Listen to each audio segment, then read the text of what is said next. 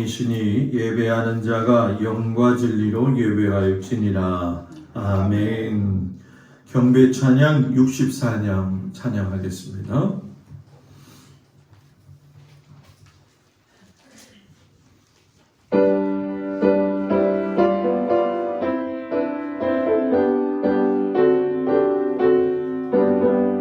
기뻐하며 경배하세 영광의 주 하나님, 주 앞에서 우리 마음 피어나는 꽃 같아 죄와 슬픔 사라지고 의심 구름 거칠리 변함없는 기쁨의 주 밝은 빛을 주시네. 땅과 하늘 만물들이 주의 솜씨 빛내고 별과 천사 노래소리 끊임없이 드높아 물과 숲과 산과 골짜 들판이나 바다나 모든 만물 주의 사랑 기뻐 찬양하여라. 은혜 주는 사랑이여 복의 근원이시니 삶의 기쁨 샘이 되어 바다처럼 넘치네. 아버지의 사랑 안에 우리 모두 형제니 서로 사랑하게 도와주시옵소서. 새벽별의 노래 따라 힘찬 찬송 부르니 주의 사랑 줄이 되려 한맘 되게 하시네. 노래하며 행진하여 싸움에서 이기고 생존나를 높이 불러 주께 영광 돌리세. 아멘. 교동문 43번 시편 99편 말씀을 교독하겠습니다. 여호와께서 다스리시니 만민이 떨 것이요, 여호와께서 그룹 사이에 자정하시니 땅이 흔들릴 것이로다. 시온에 계시는 여호와는 위대하시고 모든 민족보다 높으시도다. 주의 크고 두려운 이름을 찬송할지니 그는 거룩하심이로다. 능력 있는 왕은 정의를 사랑하느니라. 주께서 공의를 견고하게 세우시고 주께서 야곱에게 정의와 공의를 행하시나이다. 너희는 여호와 우리 하나님을 높여 그의 발등상 앞에서 경배할지어다. 그는 거룩하시도다. 그의 제사장들 중에는 모세와 아론이 있고 그의 이름을 부르는 자들 중에는 사무엘이 있도다. 그들이 여호와께 간구하며 응답하셨도다. 여호와께서 구름 기둥 가운데서 그들에게 말씀하시니 그들은 그가 그들에게 주신 증거와 율례를 지켰도다. 여호와 우리 하나님이여 주께서는 그들에게 응답하셨고 그들의 행한 대로 갚기를 하셨으나 그들을 용서하시는 하나님이시니이다. 너희는 여호와 우리 하나님을 높이고 그 성산에서 예배할지어다. 여호와 우리 하나님은 거룩하심이로다. 아멘. 전능하사 천지를 만드신 하나님 아버지를 내가 믿사오며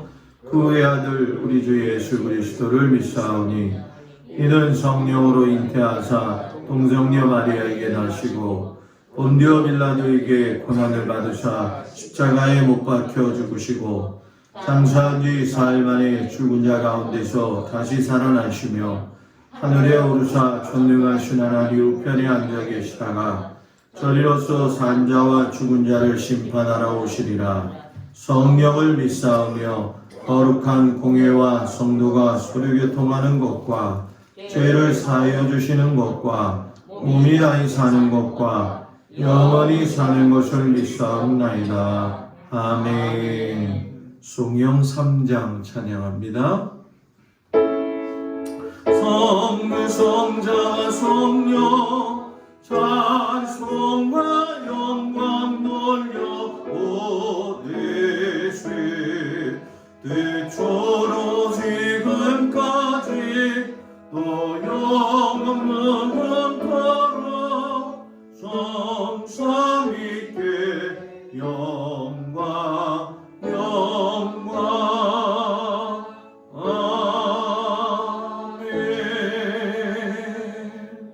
자리에 앉습니다. 곽덕일 원사님 기도해 주시겠습니다.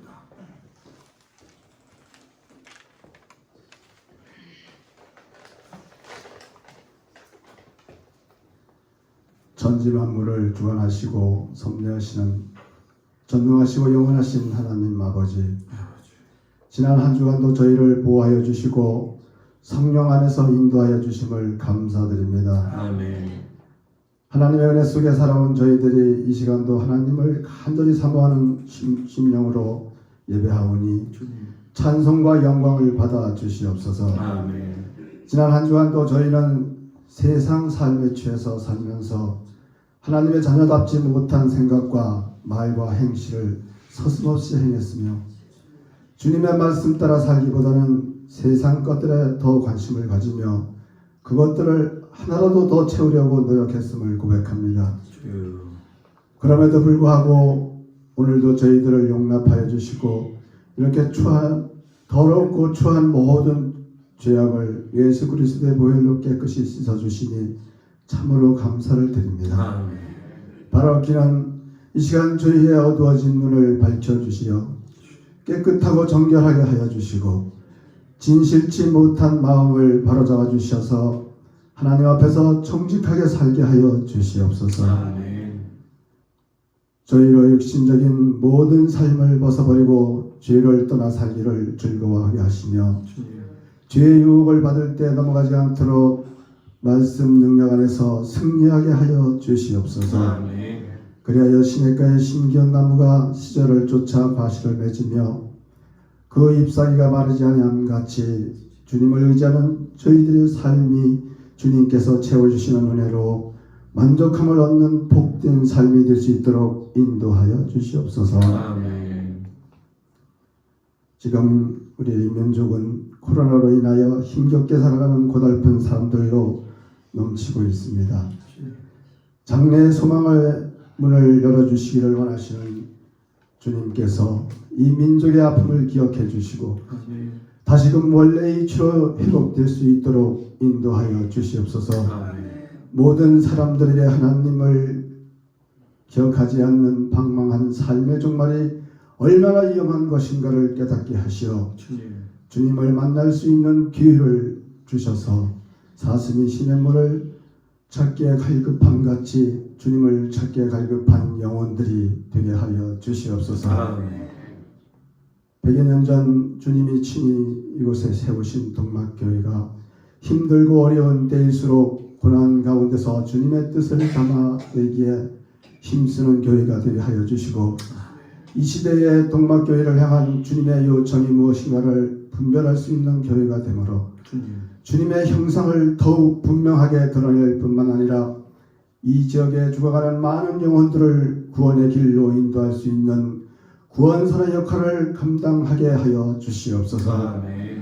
오늘도 예배하신 주님의 복된 말씀을 들고 단위에 서시는 목사님을 늘 지켜주시고 보호하여 주시며 강건함으로 붙들어 주시고 부족함이 없으신 가운데 목회 사역을 하실 수 있도록 인도하여 주시오며 오늘 선포하시는 말씀을 권세 있게 하셔서 저희 모두에게 은혜가 넘치게 하옵시고 아멘. 하나님의 신령한 비밀을 깨달아 알므로 우리 모두가 변화받게 하여 주시옵소서. 아멘. 오늘 저희가 드리는 이 예배가 온 마음과 뜻과 힘을 다하여 드리는 예배가 되게 하여 주시옵고 우리 모두에게 성령으로 기름 부어 주셔서 참된 예배자로 하나님 앞에 서게 하여 주시옵소서. 아멘. 예배의 시종을 성령 하나님께 의탁드리오며 거룩하신 예수 그리스도의 이름으로 감사드리고 기도드리옵나이다. 아멘.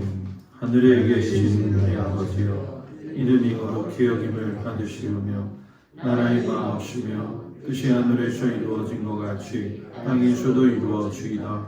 오늘날 우리에게 일용할 양식을 주옵시고 우리가 우리에게 죄진 자를 사하여 준 것 같이 우리의 죄를 사하여 주옵시고 우리를 시험에 들지 말게 하옵시며 다만 악에서 구하옵소서. 나라와 권세와 영광이 아버지께 영원히 있사옵나이다. 아멘.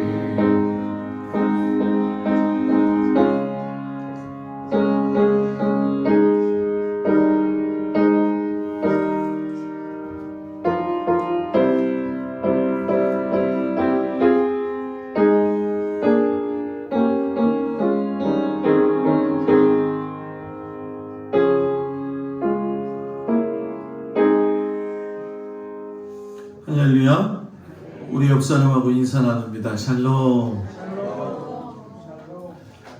이른 아침 주님 앞에 나온 성도들을 주의 이름으로 축복을 드립니다.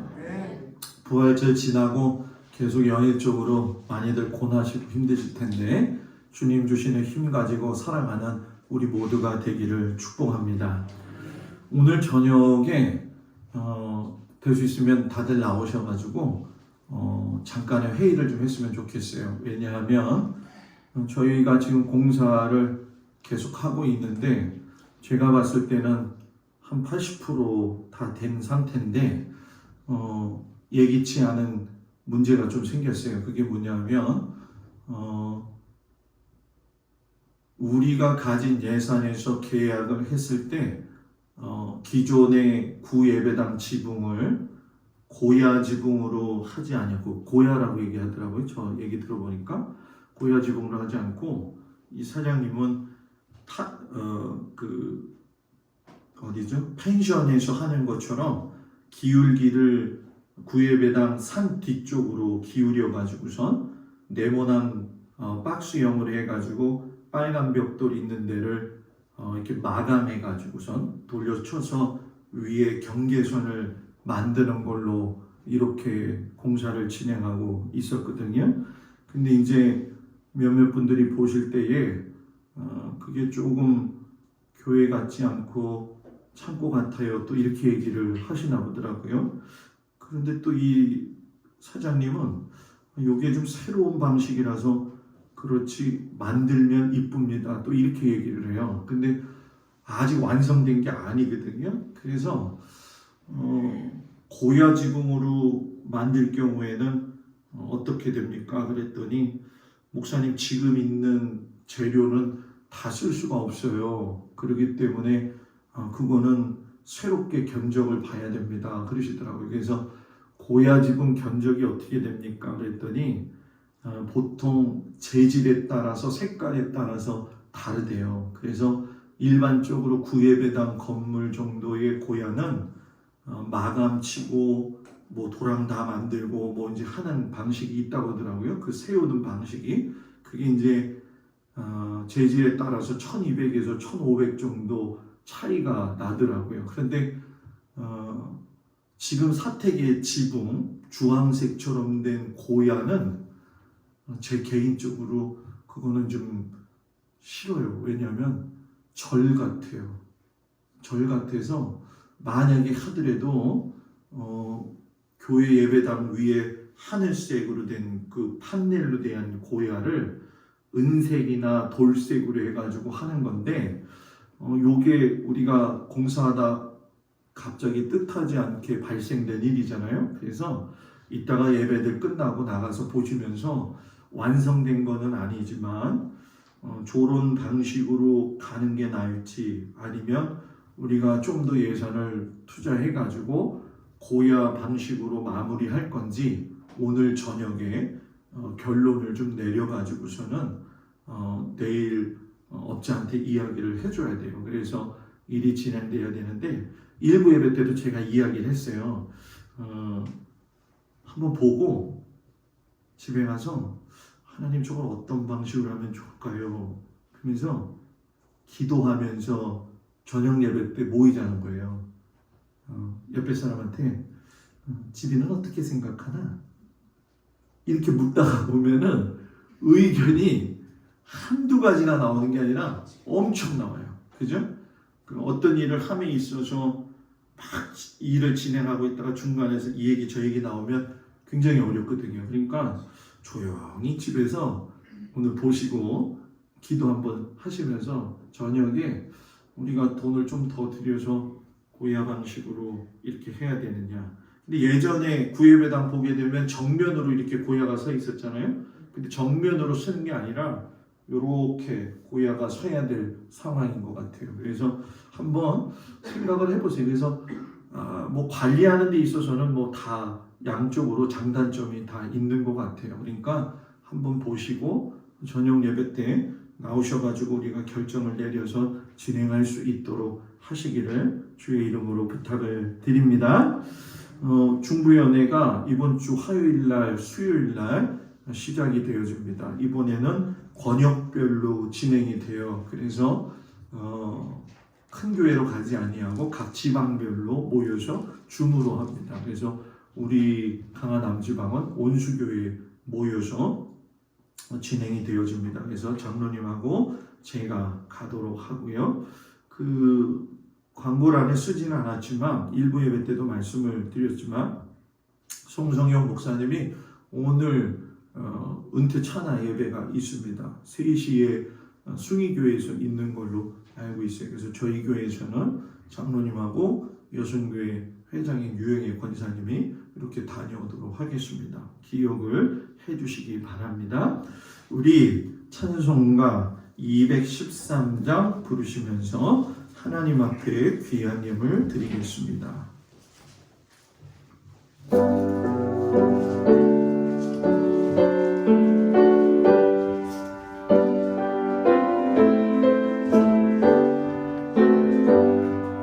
나의 생명 드리니 주여 받아주셔서 세상 살아갈 동안 찬송하게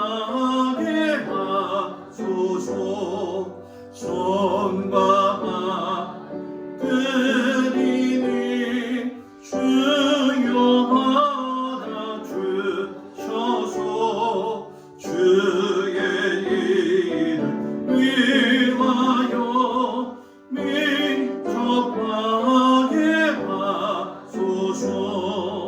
나의 음성 드리니 주여 받아주셔서 주의 진리 말씀만 전하게 하소서.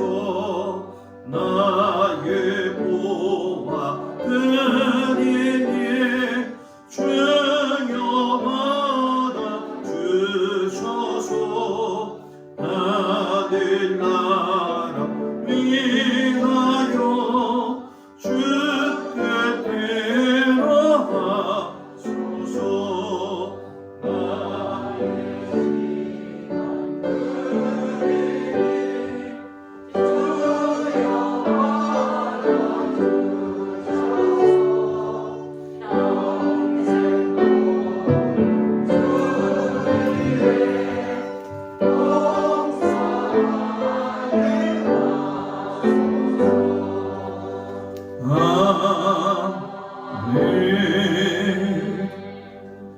십의 예불 한정수 장로님, 박청자 권사님, 박상수 권사님, 김정자 권사님, 김종숙 권사님, 또 김필권 장로님, 강민숙 권사님, 김명준 성도, 심연보 집사님, 감사예물 유영애 권사님, 10의 1조 곽덕일 권사님, 김수자 권사님, 감사예물 곽덕일 권사님, 김수자 집사님, 박정숙 성도님, 한정수 장로님, 박청자 권사님, 또 저희 가정이 되겠습니다. 강명식 권사님, 오정희 권사님, 김종민, 조혜인, 또 김필원 장로님, 강민숙 권사님, 김영미, 오소연, 한호대 권사님,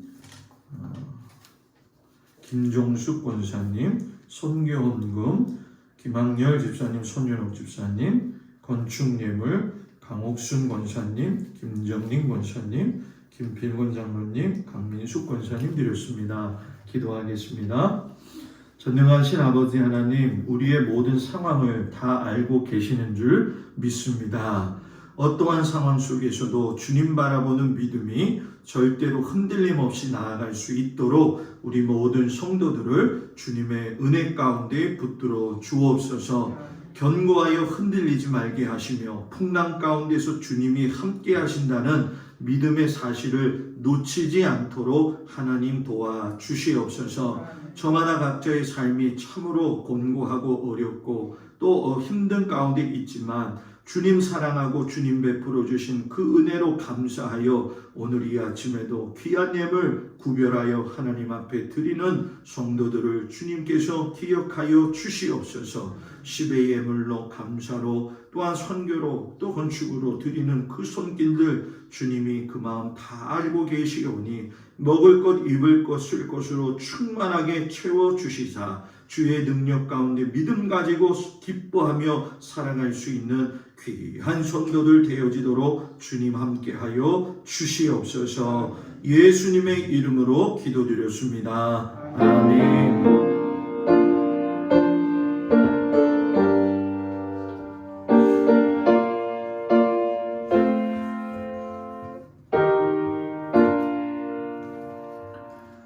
하나님 말씀 보도록 합니다. 사도행전 2장 14절 말씀과 22절에서 32절까지 말씀 보도록 합니다. 신약성경 189쪽 2장 14절 말씀을 먼저 보도록 합니다. 베드로가 11사도와 함께 서서 소리를 높여 이르되 유대인들과 예루살렘에 사는 모든 사람들아 이 일을 너희로 알게 할 것이니 내 말에 귀를 기울이라. 아멘. 22절에서 32절 말씀을 봉독합니다. 이스라엘 사람들아 이 말을 들으라. 너희도 아는 바와 같이 하나님께서 나사렛 예수로 큰 권능과 기사와 표적을 너희 가운데서 베푸사 너희 앞에서 그를 증언하셨느니라. 그가 하나님께서 정하신 뜻과 미리 아신 대로 내준 바 되었거늘 너희가 법 없는 자들의 손을 빌려 못 박아 죽였으나 하나님께서 그를 사망의 고통에서 풀어 살리셨으니 이는 그가 사망에 매여 있을 수 없었습니다. 다윗이 그를 가리켜 이르되 내가 항상 내 앞에 계신 줄을 배웠으며 나로 요동하지 않게 하기 위하여 그가 내 우편에 계시도다. 그러므로 내 마음이 기뻐하였고 내 혀도 즐거워하였으며 육체도 희망에 거하리니 이는 내 영혼을 음부에 버리지 아니하시며 주의 거룩한 자로 썩음을 당하지 않게 하실 것이미로다. 주께서 생명의 길을 내게 보이셨으니 주 앞에서 내게 기쁨이 충만하게 하시리로다 하였으므로 형제들아 내가 조상 다윗에 대하여 담대히 말할 수 있노니 다윗이 죽어 장사되어 그 묘가 오늘까지 우리 중에 있도다. 그는 선지자라 하나님이 이미 맹세하사 그 자손 중에서 한 사람을 그 위에 앉게 하리라 하심을 알고 미리 번거로 그리스도의 부활을 말하되 그가 음부에 버림이 되지 않고 그의 육신이 썩음을 당하지 아니하시리라 하더니 이에 예수를 하나님이 살리신지라 우리가 다 이 일의 증인이로다. 아멘. 베드로전서 1장 3절에서 9절 말씀입니다. 신약성경 377쪽에 나와 있습니다. 베드로전서 1장 3절에서 9절 말씀을 봉독해 올립니다. 우리 주 예수 그리스도의 아버지 하나님을 찬송하리로다. 그의 많으신 긍휼대로 예수 그리스도를 죽은 자 가운데서 부활하게 하심으로 말미암아 우리를 거듭나게 하사 산소망이 있게 하시며 썩지 않고 더럽지 않고 쇠하지 아니하는 유업을 있게 하시나니 곧 너희를 위하여 하늘에 간직하신 것이라. 너희는 말세에 나타내기로 예비하신 구원을 얻기 위하여 믿음으로 말미암아 하나님의 능력으로 보호하심을 받았느니라. 그러므로 너희가 이제 여러 가지 시험으로 말미암아 잠깐 근심하게 되지 않을 수 없으나 오히려 크게 기뻐하는도다. 너희 믿음의 확신함은 불로 연단하여도 없어질 금보다 더 귀하여 예수 그리스도께서 나타나실 때에 칭찬과 영광과 존귀를 얻게 할 것이니라. 예수를 너희가 보지 못하였으나 사랑하는도다. 이제도 보지 못하나 믿고 말할 수 없는 영광스러운 즐거움으로 기뻐하니 믿음의 결국 곧 영혼의 구원을 받음이라. 아멘. 요한복음 20장 19절에서 31절까지의 말씀을 보도록 합니다. 요한복음 20장 19절에서 31절 신약성경 183쪽에 나와 있습니다. 말씀을 봉독해 드립니다. 183쪽 20장 19절에서 31절 말씀. 이날 곧 안식 후 첫날 저녁 때에 제자들이 유대인들을 두려워하여 모인 곳에 문들을 닫았더니 예수께서 오사 가운데 서서 이르시되 너희에게 평강이 있을지어다. 이 말씀을 하시고 손과 옆구리를 보이시니 제자들이 주를 보고 기뻐하더라. 예수께서 또 이르시되 너희에게 평강이 있을지어다. 아버지께서 나를 보내신 것 같이 나도 너희를 보내노라. 이 말씀을 하시고 그들을 향하사 숨을 내쉬며 이르시되 성령을 받으라. 너희가 누구의 죄든지 사하면 사해질 것이요 누구의 죄든지 그대로 두면 그대로 있으리라 하시니라. 12 제자 중에 하나로서 디두모라 불리는 도마는 예수께서 오셨을 때에 함께 있지 아니한지라. 다른 제자들이 그에게 이르되 우리가 주를 보았노라 하니 도마가 이르되 내가 그의 손에 못자국을 보며 내 손가락을 그 못자국에 넣으며 내 손을 그 옆구리에 넣어 보지 않고는 믿지 아니하겠노라 하니라. 여드레를 지나서 제자들이 다시 집안에 있을 때에 도마도 함께 있고 문들이 닫혔는데 예수께서 오사 가운데 서서 이르시되 너희에게 평강이 있을지어다 하시고 도마에게 이르시되 내 손가락을 이리 내밀어 내 손을 보고 내 손을 내밀어 내 옆구리에 넣어보라. 그리하여 믿음 없는 자가 되지 말고 믿는 자가 되라. 도마가 대답하여 이르되 나의 주님이시요 나의 하나님이시니이다. 예수께서 이르시되 너는 나를 본고로 믿느냐? 보지 못하고 믿는 자들은 복되도다 하시니라. 예수께서 제자들 앞에서 이 책에 기록되지 아니한 다른 표적도 많이 행하셨으나 오직 이것을 기록함은 너희로 예수께서 하나님의 아들 그리스도이심을 믿게 하려 하며 또 너희로 믿고 그 이름을 힘입어 생명을 얻게 하려 함이니라. 아멘. 기도하겠습니다. 부활절이 지나고 벌써 여드레가 되어집니다. 부활의 주님이 오늘 우리에게도 찾아오신다는 그 사실을 저희들이 감격하며 받아들일 수 있도록 은혜 주시고 믿음 주시옵소서. 부활신앙은 변치 않는 영생의 신앙임을 깨달아 알게 하여 주시옵소서. 예수님의 이름으로 기도드렸습니다. 아멘. 할렐루야. 우리 하나님의 사랑이 모든 성도들 가운데 함께 하시기를 주의 이름으로 축복을 드립니다. 1부 예배 때도 그렇고 2부 예배 때도 그렇고 이른 아침인데 애쓰고 수고하시면서 주님 앞에 나온 성도들 참 곤고하고 힘들 텐데 주님 주시는 새 힘 가지고 살기를 주의 이름으로 축복을 드립니다. 일주일 동안 정신없이 살아온 것 같아요. 저만 그러나요? 세월이 왜 이렇게 빨리 지나가나요? 저만 그래요? 여러분들도 그러죠? 그냥 주일 지나면요 금방 수요일 오고요 금방 또 주일이 와요. 일주일 동안 공사하느냐고 옆에서 같이 식사 준비해 주시는 우리 권사님들한테도 감사를 드립니다. 오늘 아침에는 부활신앙은 영생의 신앙이라는 제목 가지고 같이 하나님의 말씀의 은혜를 나누도록 하겠습니다.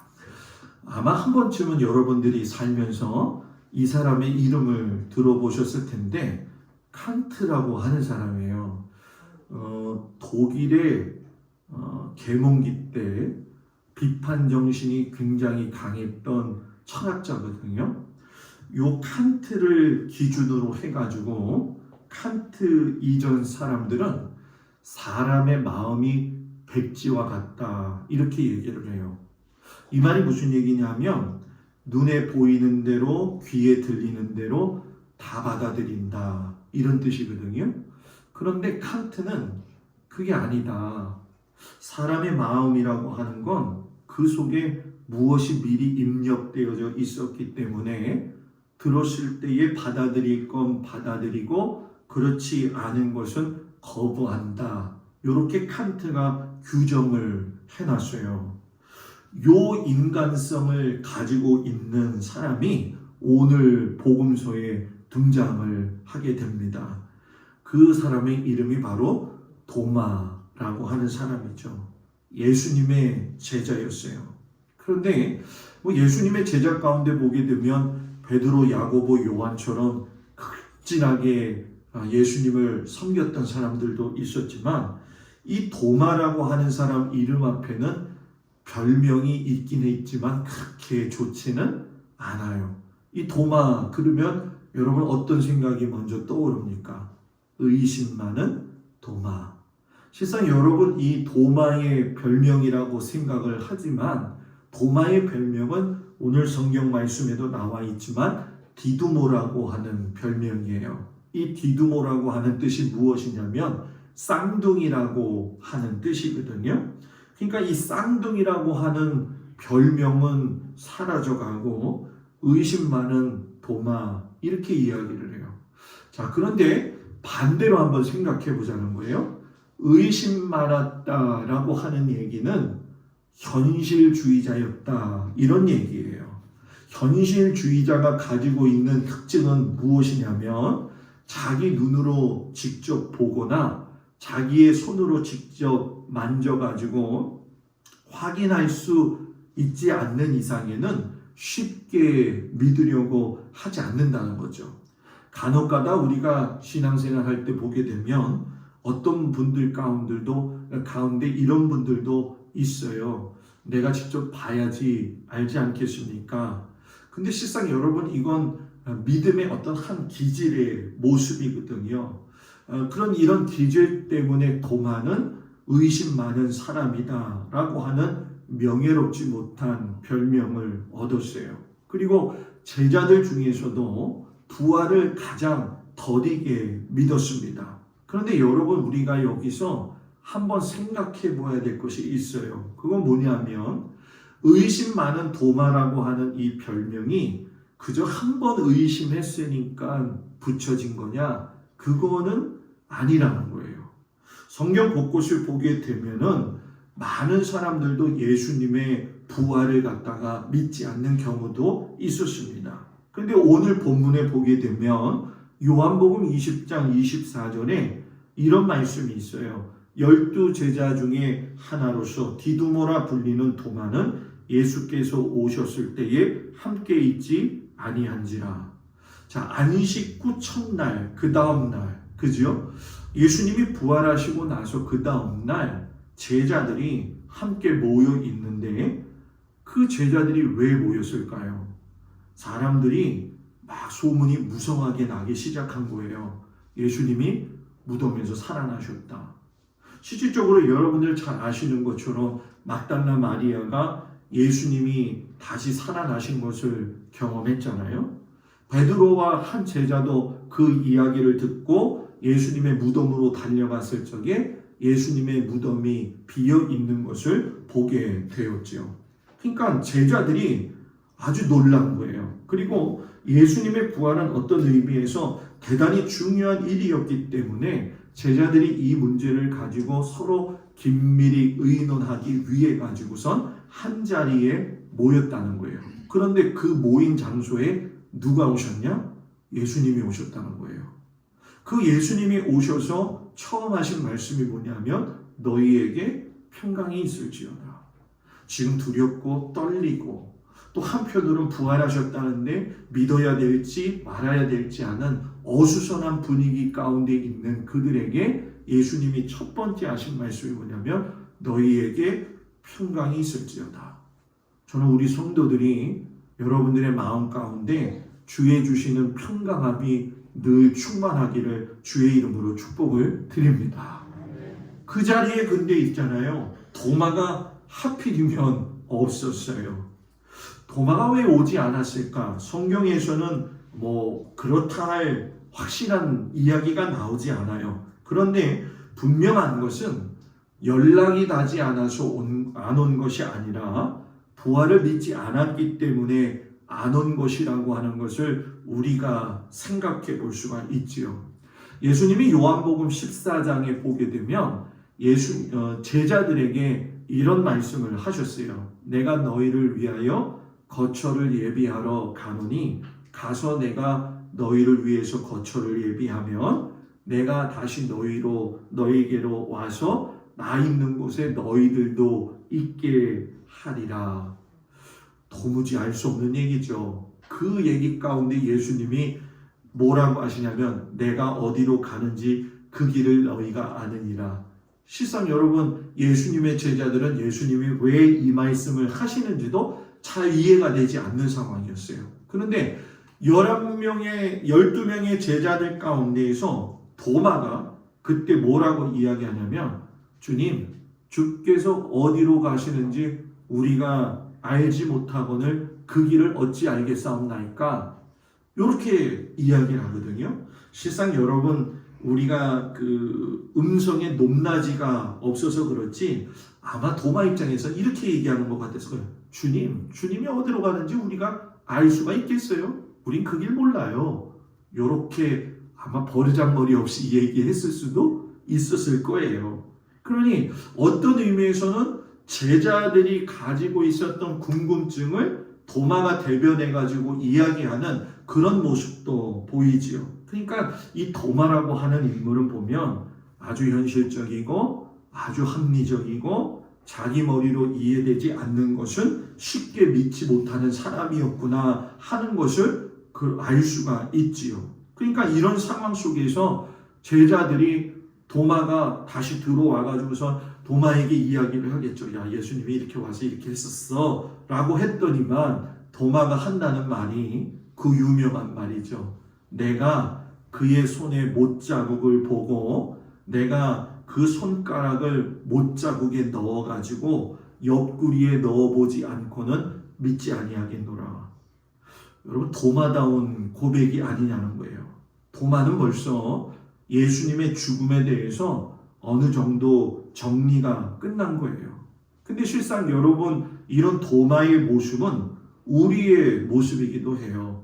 우리가 신앙생활을 하면서 누구나 한 번쯤은 정말 예수님이 죽은 사람들 가운데에서 육체적으로 부활하셨을까 의심을 품어보지요.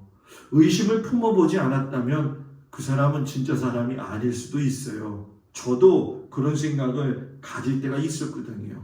한편으로는 우리는 그런 생각을 해요. 아유, 목사님 그래도 12명의 제자 중에 한 사람인데 그 믿음 없는 태도가 하나님 보시기에 안 좋잖아요. 이렇게 비난할 수 있을까요? 비난하지 못한다라는 거예요. 왜? 우리도 실상 여러분 뭐예요? 그럴 수 있기 때문에. 그러기 때문에 도마에게도 그러시고 오늘 우리에게도 뭐라고 말씀하시냐면 나는 보지 못하고 믿는 복된 사람이 될 수 있느냐라고 예수님이 우리에게 물어보실 수 있다는 거죠. 너 보지 않고 믿을 수 없어? 아마 우리들에게는 현실적인 질문이 될 수도 있을 거라는 거예요. 예수님께서 이 복음서 말씀에 보게 되면 부활하셨을 때 많은 사람들이 의심하는 표현이 나옵니다. 마태 같은 경우에는 28장에 보게 되면 제자들을 갈릴리에서 다시 만나시겠다고 이야기를 하셨어요. 그때 제자들이 갈릴리 산에 가서 예수님을 딱 처음 봤을 적에 어떤 제자들은 예수님의 그 발 아래 엎드려 가지고 절한 사람도 있는가 하면은 한편 마음속에서는 더러 의심하는 자들도 있었다라고 마태가 이야기를 해요. 그리고 누가 같은 경우에는 뭐라고 이야기하냐면 여자들이 예수님을 만나고 나서 제자들에게 달려와 가지고선 이야기를 했을 적에 제자들이 뭐라고 이야기하냐면 야, 허탄한 이야기를 하지 말아라. 이렇게 이야기를 하기도 해요. 마가복음 16장 같은 경우에는 더 적설적으로 나오게 되는데 11명의 제자가 음식을 먹을 때 예수님께서 나타나셔가지고선 너희들 왜 믿음이 없느냐 하면서 꾸짖으시기까지도 하는 것을 보게 되죠. 여하튼 중요한 건 뭐냐 하면 많은 사람들이 도마가 의심하는 것처럼 보편적으로 다 예수님의 부활에 대해서도 여러분 의심할 수 있었다라는 얘기예요. 그렇기 때문에 우리에게 중요한 게 뭐냐? 나에게 예수님을 믿는 믿음이라고 하는 것이 과연 어떻게 존재하고 있느냐라는 거예요. 도마에게 예수님이 똑같이 물으셨던 것처럼 오늘 여러분들에게도 예수님이 물으셔요. 너는 나를 본거로 믿느냐?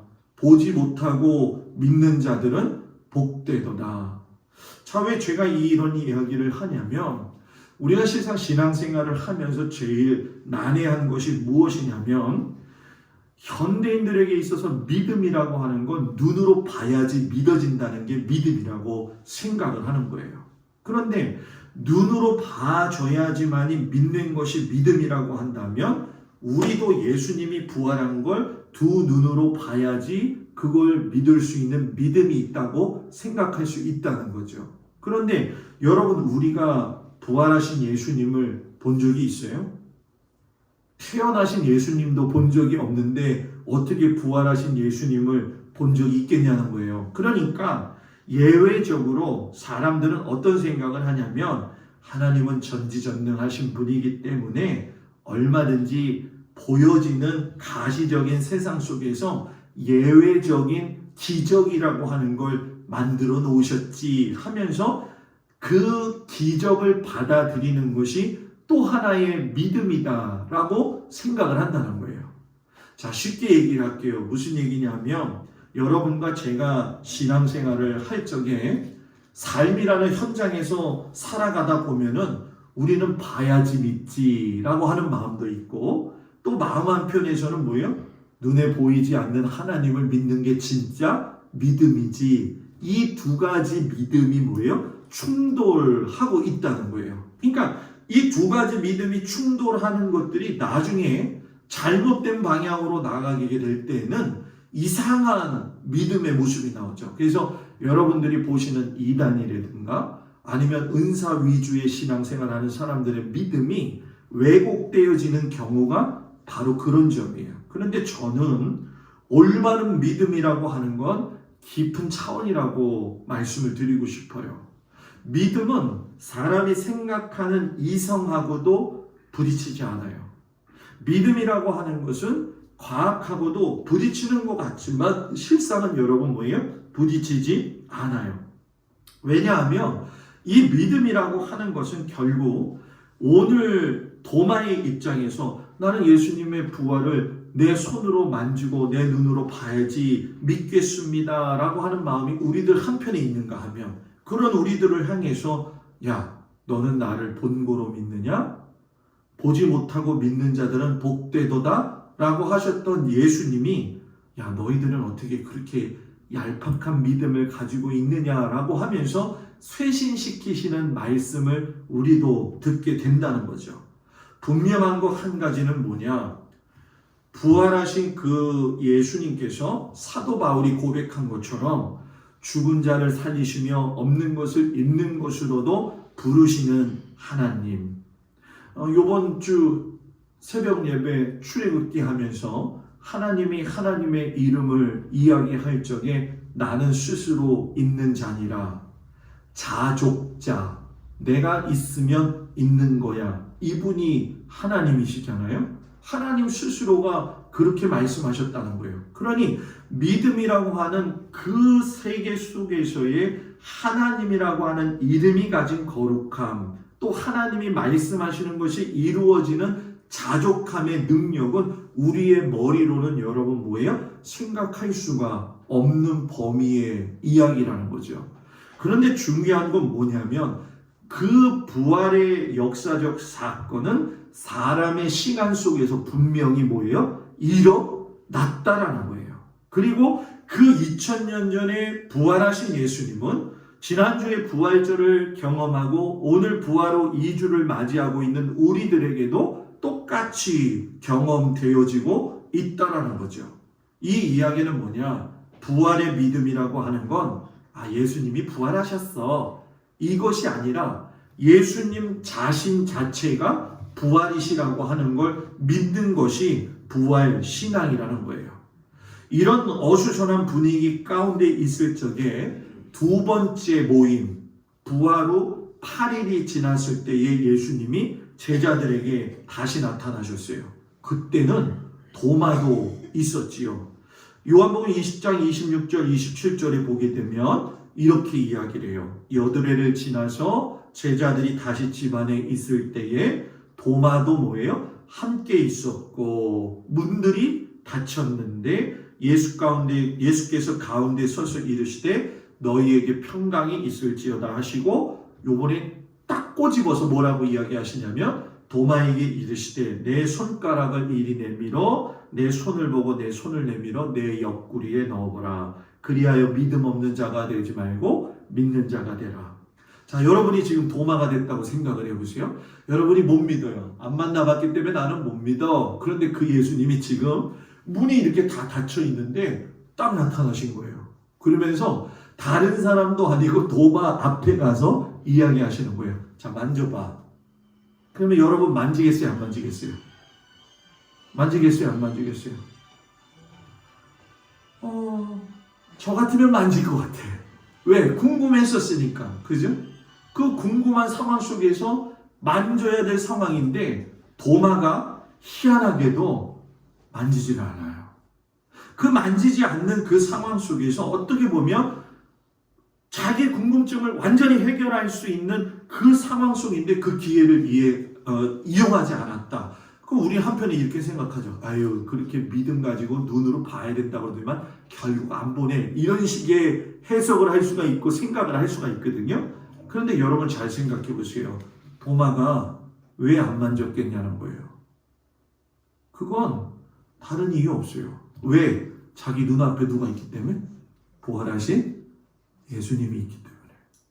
눈으로 직접 보니까 더 이상 만져야 될 필요가 없는 거죠. 그러니까 그때 고백하기를 나의 주님이시요 나의 하나님이십니다 라고 이야기를 해요. 그때의 예수님이 너 이거 못 믿었어? 라고 꾸짖는 게 아니라 뭐라고 이야기하세요? 너는 나를 본 거로 믿느냐? 보지 못하고 믿는 자들은 복되도다 라고 이야기를 해요. 자, 요때 요 상황을 누가 봤느냐? 베드로가 본 거예요. 요 베드로 전서 말씀을 우리가 읽었잖아요. 요 말씀의 내용이 무슨 내용이냐면 잘 보세요. 도마가 믿지 못하고 있는 상황에 예수님이 나타나셔서 도마에게 보여주시니까 도마가 부활의 주님을 고백하는 그 모습을 보았던 베드로가 시간이 흘러서 초대교회가 세워졌을 적에 교회가 핍박받는 상황이 벌어진 거예요. 그 당시에는 여러분 예수님 믿는 사람들을 붙잡아가지고 몸에다가 송진을 칠해가지고서는 기둥에다 매달아가지고 밤거리에 횃불로 사용했어요. 놀래지를 않으니까 제가 더 놀래. 예? 사람을 송진 묻혀가지고 횃불로 만들었다니까. 어린 아이 자식들을 갖다가 어린 양의 가죽을 그 아이들 머리 위에 씌워요. 그래가지고 사자굴에 던져놓으면 애들이 무서워서 이리저리로 도망다니는 모습을 보면 사자가 볼 때 영락없이 뭘로 보여요? 양으로 보이는 거죠. 자기 눈앞에서 자기 아이들이 사자의 밥이 되는 걸 보고 있었다는 거예요.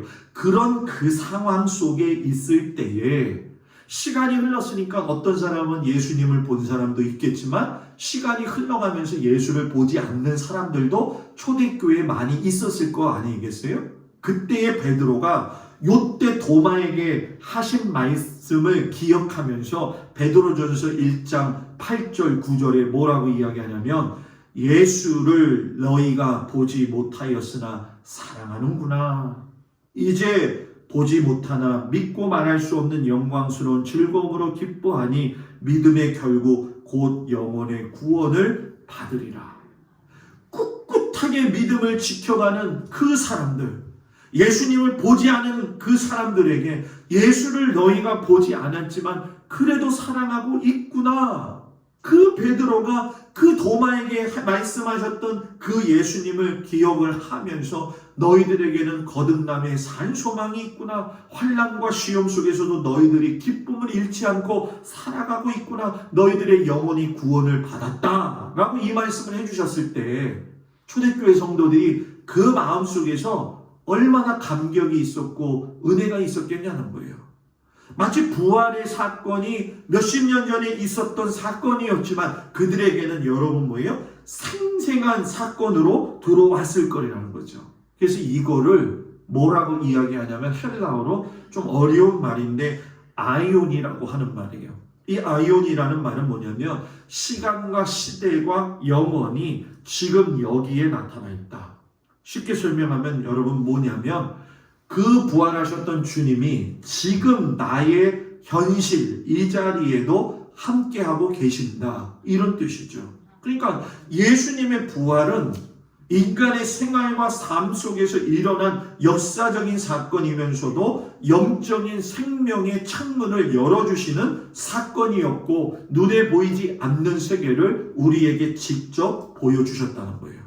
그런데 여러분 놀랍게도 오늘 사도행전에 읽은 말씀을 보게 되면 다윗이 이야기하는 것을 누가가 이야기해요. 사도행전 2장 25절에 보면 이렇게 얘기하죠. 다윗이 그를 가리켜 이르되 내가 항상 내 앞에 계신 주를 배웠으며 나로 요동하지 않게 하기 위하여 그가 내 우편에 계시도다. 다윗왕 잘 아시죠 여러분? 다윗왕이 예수님하고 시간의 개념으로 따질 적에 어느 정도 시간의 차이가 있었냐면 1000년이에요. 예수님보다도 1000년이나 앞섰던 사람이 시편 16편 8절에 가서 예수님을 봐요. 그리고 뭐라고 고백하냐면 주께서 내 오른편에 계시오니 나는 항상 주님을 가까이 배우며 내 마음은 흔들리지 않습니다. 다윗이 그 어려운 가운데에서 자신의 가문에 앞으로 장차 태어날 메시아이신 예수님을 배웠다. 이 배웠다라고 하는 얘기가 프로르멘인데 이 프로르멘이라고 하는 얘기는 내가 미리 보았다 이런 얘기예요. 뭘 봤다는 거예요?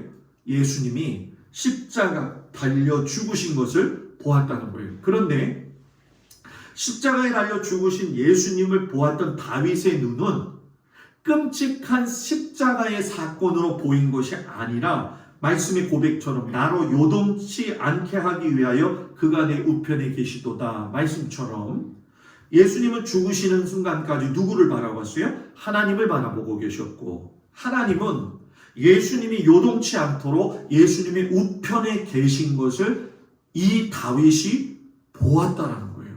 그러면서 나의 마음이 기쁘고 나의 영도 즐겁고 내 육체도 안전히 살리리니 내 영혼을 수월에 버리지 아니하시며 주의 거룩한 자를 멸망시키지 않으실 것임이니이다 라고 고백을 했어요. 자 여러분 쉽게 설명을 해볼게요. 여러분과 저는 오늘 2021년 4월 며칠이에요? 11일 오늘 현재를 살아가고 있어요. 지금 이 시간은 현재예요. 4월 10일은 현재가 아니라 뭐라고 이야기해요? 과거라고 이야기를 해요. 그러면 내일 4월 12일은 뭐가 되나요? 미래가 되지요. 자, 왜 제가 이 이야기를 하느냐? 아주 쉽게 설명한다고 일부 예배 때도 했는데 좀 너무 멀었어요. 그런데 조금 이렇게 설명하면 좋을 것 같아요. 오늘의 현재가 있기 위해서는 어제의 과거가 있었어요. 그런데 어제의 과거도 어제는 과거가 아니라 뭐였어요? 현재였었어요. 우리 김용수 선생님 화이팅. 그냥 말씀을 잘해주세요. 그러면 오늘 현재는 내일에 보면은 뭐가 되는 거예요?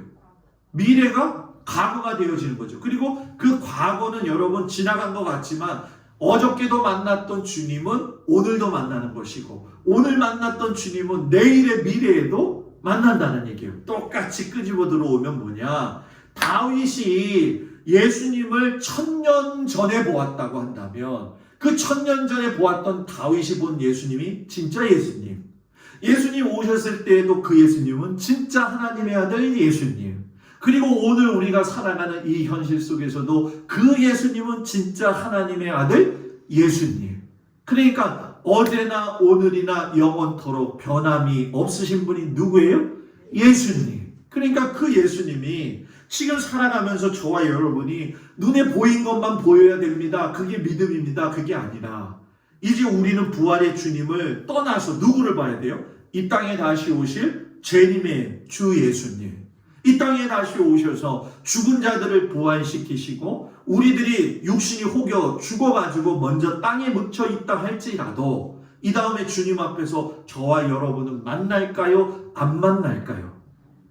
요 얘기를 할 적에 믿음이 있는 사람 만나요 목사님. 그리고 믿음이 없는 사람은 목사님 그 화상을 또 만나야 되나요? 그때도 이렇게 생각하는 사람이 있을 거라는 거예요. 여러분, 그러나 우리가 구원은 누구에게 속한 거? 하나님에게 속한 거. 저와 여러분은 아직도 주님의 나라를 향해서 달려가는 부족한 사람들이에요. 연약한 사람들이에요. 그래서 우리끼리는 서로 미워할 수도 있고 에이 저 사람 못됐다라고 이야기할 수도 있지만 하나님 보시기에는 도찐 개찐 보면서 뭐예요? 너도 내 자식, 저 사람도 뭐예요? 내 자식. 그러니까 다 내 자녀야. 이런 마음이 있는 거죠. 문제는 우리의 성품이 모든 걸 품을 수 없는 조그만 시야와 조그만 마음을 가지고 있기 때문에 그래요. 그렇기 때문에 저와 여러분은 신앙생활 하면서 해야 될 게 뭐냐? 하나님의 마음을 알아가는 거.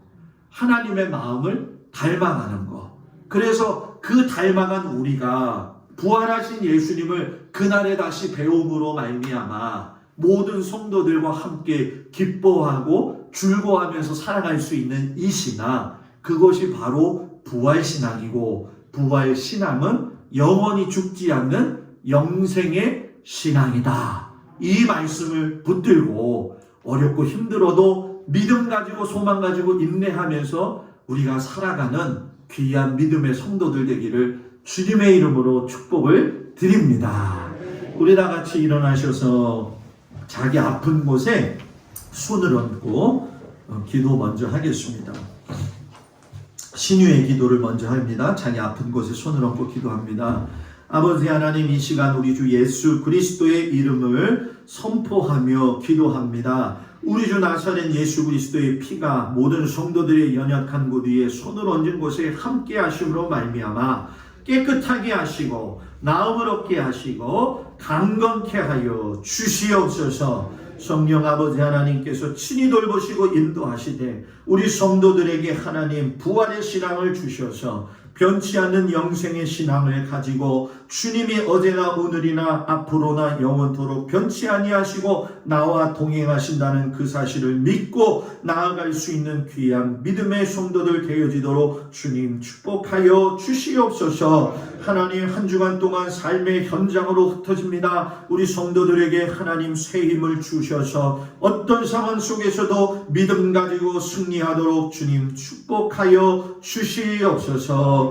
이제는 우리 주 예수 그리스도의 은혜와 우리를 사랑하시는 하나님의 극진하신 사랑과 성령님의 감동하시고 역사하심이 이제 부활의 신앙이 영생의 신앙임을 믿고 환난의 때를 믿음으로 이겨나가서 하나님께 영광된 삶을 살아가며 최선을 다하고자 하는 우리 성도들 위해 이제로부터 영원토록 함께하여 주시기를 간절히 축원하옵나이다. 아멘.